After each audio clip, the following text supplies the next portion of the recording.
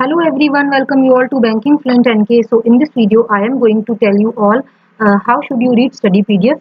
And ये मैंने study PDF अप्रैल का ओपन करके रखा हुआ है यहाँ पे. तो मैं भी आपको सारी डिटेल्स बताऊंगी. Everyone was asking me, ma'am, how should we study PDF of Affairs Cloud? And because this is detailed PDF. ये आप देख रहे हो यहाँ पे 300 प्लस पेजेस हैं. तो मतलब आपको कैसे कवर करने हैं. तो सबसे पहले अगर मैं बताऊं तो यहाँ पे टोटल 315 पेज हैं, जिसमें से 5 आपके स्टार्टिंग वाले जो पेज होते हैं ना, ऐसे वाले कंटेंट वगैरह वाले, ये दे रखा होता है ना आपको, तो ये निकल जाएंगे तो आपके पास ऑलमोस्ट 310 पेज बचेंगे. ठीक है. तो आपको करना क्या है, आपको डेली बेसिस पे 21 पेजेस रीड करने हैं. ठीक है. तो उससे क्या होगा, अगर आप 21 डेली पेजेस पढ़ोगे ना, तो आपके 15 दिन में ये आपका जो अफेयर क्लाउड वाला आपका पीडीएफ है ना, डिटेल्ड वाला, ये आपका कवर हो जाएगा. ठीक है. उसके बाद आपको ना एक कॉपी पेन ले लो और नोट कर लो कि आपको कौन सी न्यूज़ पहले कवर करनी है. तो सबसे पहले आपको banking and finance related news cover करनी है. ये जो banking and finance related news है ना, यहाँ से एक्चुअली आपके 30 to 40% पेपर आपका यहीं से बनता है. जैसे मान लो अगर आपके पेपर में 40 क्वेश्चन आ रहे हैं ना, तो आपके 10 से 12 क्वेश्चन जो banking and finance related news से आएंगे. ठीक है. उसके बाद आपको क्या करना है, उसके बाद आपको नेशनल अफेयर पढ़ने. ठीक है. ये वाली न्यूज़ पढ़ लेनी है, नेशनल अफेयर यहाँ से तक लेके अदर न्यूज़ तक यहाँ पे पढ़ लेना. उसके बाद आपको स्टेट न्यूज़ पढ़ना है, गवर्नमेंट स्कीम्स, ये सेक्शन बहुत इंपॉर्टेंट है. उसके बाद आपको क्या करना है, economy and business section, this is very very important section.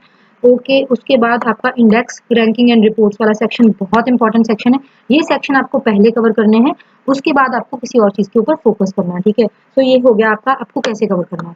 उसके बाद मैं अब आपको ना एक और चीज बताती हूँ. प्लीज अगर आपको मेरी कोई भी वीडियो हेल्पफुल लगती है ना, तो प्लीज कमेंट करके बताया करो. उससे क्या होता है, मुझे मोटिवेशन आता है कि हाँ, मैं अगर जो कुछ कर रही हूँ किसी के काम आ रहा है या नहीं आ रहा. Okay. So please do write in the comment whatever you feel about these videos. Okay. उसके बाद जब ये आप कवर कर लोगे ना, अब मैं आपको बताती हूँ आपको पढ़ना कैसे. जैसे फॉर एग्जांपल यहाँ पे हम ये बैंकिंग वाला सेक्शन ले लेते हैं, बैंकिंग न्यूज़. ठीक है. यहाँ पे लिख रखा है highlights of RBI's first by monthly monetary policy of 2022 and 2023. यहाँ पे आपको ना इंडिया की जीडीपी प्रोजेक्टेड 7.2%. अच्छा, ये आपको नोट कर लेना है कि किसने, जैसे आरबीआई ने मतलब इंडिया की जीडीपी कितनी प्रिडिक्ट करी है. ठीक है. कोई और बैंक है जैसे वर्ल्ड बैंक है, उसने जो इंडिया की जीडीपी है वो कितनी प्रिडिक्ट करी है.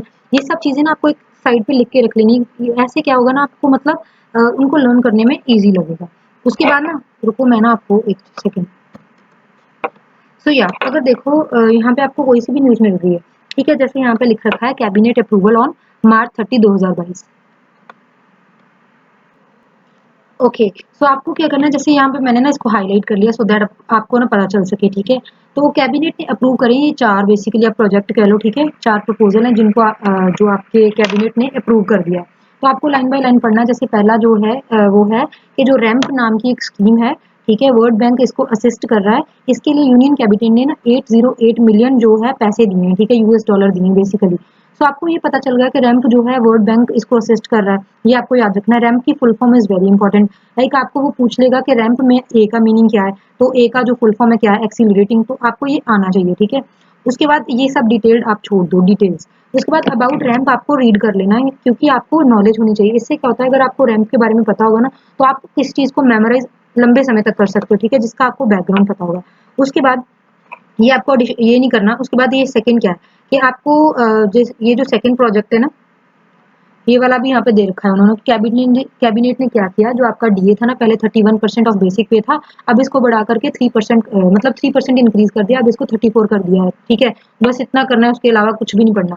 उसके बाद ये जो थर्ड है ना, तो कैबिनेट कमेटी ऑन सिक्योरिटी ने मतलब क्या क्या किया है, इन्होंने अप्रूव कर दिया कि 15 लाइट कॉम्बैट हेलीकॉप्टर आप मतलब बनाओगे, इतनी उसकी कॉस्ट आएगी. ठीक है. तो आपको इतना पढ़ लेना है. उसके बाद ये देखो, इंडियन एयरफोर्स के लिए 10 हेलीकॉप्टर है, और जो आपकी इंडियन आर्मी उसके लिए 5 हेलीकॉप्टर है. ठीक है. तो बस इतना याद रख लिया. उसके बाद आगे चलो, ये कुछ भी करने की जरूरत नहीं है, ये सब जो लिख रखा है यहाँ पे. फिर आप जाओगे मेगा पावर पॉलिसी, ये जो मतलब आपका फोर्थ वाला अप्रूवल है, तो इसकी भी आपको बस डिटेल्स यहाँ पे इतनी ही पढ़नी है. ठीक है. कि मतलब इन्होंने क्या किया है कि एक्सटेंड कर दिया जो टाइम लिमिट है 10 पावर प्रोजेक्ट्स का, 36 मंथ्स से लेके 156 मंथ कर दिया, instead of 120 months from the date of import. तो मैं मतलब पहले 120 होगा, अब 156 मंथ कर दिया. बस इतना याद रखना है. ठीक है. उसके बाद ये जो की पॉइंट है, no need to read this. तो उसके बाद रीसेंट रिलेटेड न्यूज़ जो हर एक आपका मतलब न्यूज़ होगा, उसमें जो रीसेंट रिलेटेड न्यूज़ होगा वो आपको पढ़ना ही पढ़ना है, ठीक है? तो आप देख सकते हो इस न्यूज़ में आपके पास सिर्फ कितना रह गया, मैंने अभी आपको बोल के मतलब बता दिया कि आपको सिर्फ 4 पॉइंट का जो मेन था वही बस पढ़ना है। ये जो मतलब बाकी का लिख रखा है ना, ये बस ऐसे ही लिख रखा है, ठीक है? तो मतलब ऐसे इन द सेंस कि उन्होंने सब कुछ बता दिया, कल को आप ना बोल पाओ कि हाँ, ये वाला तो मतलब पॉइंट यहाँ पे कवर नहीं था। उन्होंने आपको डिटेल्ड पूरी बैकग्राउंड के साथ बताई है। आगे आपकी मर्जी है, आपको मतलब निकालना है कि पेपर में क्या-क्या चीज़ें आएँगी और ये सब आपको करना है, मैंने आपको बता दिया एक हिंट देके। अगर आपको फिर से कोई प्रॉब्लम आएगी तो प्लीज़ आप मुझसे पूछ लेना। उसके बाद ना मैं आपको थोड़ा-सा इम्पोर्टेंट डेज़ के बारे में भी बता देती हूँ कि वो आपको कैसे कवर करना है।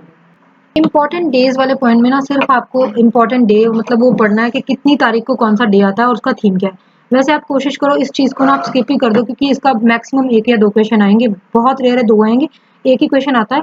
लेकिन मतलब इतने सारे दिन देखो साल में 365 डेज़ होते हैं, तो 365 डेज़ को टिप्स पे रखना इज़ इम्पॉसिबल। आप कोशिश कर लो जैसे कुछ इम्पोर्टेंट है, जैसे कोई वर्ल्ड एनवायरनमेंट डे है, ठीक है? तो मतलब वर्ल्ड ड्रग डे है, तो थोड़ा-सा कुछ इम्पोर्टेंट लगता है तो बस उसको माइंड में रख लो, उसके अलावा कुछ मतलब नया मत करो। उसके बाद ना स्टैटिक में आप क्या कर सकते हो जैसे न्यू डेवलपमेंट बैंक का कोई मतलब कुछ उसमें कुछ न्यूज़ में आया है, तो आपको न्यू डेवलपमेंट बैंक का जो आपका हेडक्वार्टर है वो कहाँ पे है, कब इस्टेब्लिश हुआ था, ये सब पढ़ लेना है, तो आपका इससे स्टैटिक भी कवर होता जाएगा, ठीक है? इसके अलावा अगर आपको कोई डाउट है तो प्लीज़ आप मुझसे पूछ सकते हो, तो मैं आपकी क्वेरी का रिप्लाई कर दूँगी, ओके? तो आपको बेसिकली करना क्या है, स्टडी पीडीएफ आपको पढ़ना है, जैसे मैंने आपको बता दिया आपको 15 डेज़ स्पेंड करने हैं 1 मंथ के स्टडी पीडीएफ के ऊपर। उसके अलावा आपको डेली के जो करंट अफेयर क्विज़ आता है ना डेली, वो आपको अटेम्प्ट करना है। उसमें 10 क्वेश्चन होंगे, ठीक है? आपको मतलब उनको चाहे आता हो आपको एक भी क्वेश्चन ना हो, आपको उसको अटेम्प्ट कर लेना, चाहे आपका 10 में से 0 मार्क्स आए, लेकिन आपको बाद में उसको रीड कर लेना है कि हाँ, ठीक है, इसमें क्या-क्या था। तो क्योंकि जब आप स्टडी पीडीएफ पढ़ोगे तो वो सब चीज़ें आपको रिवाइज़ हो जाएँगी। So this is all about this video friends, hope you like it. So thank you so much.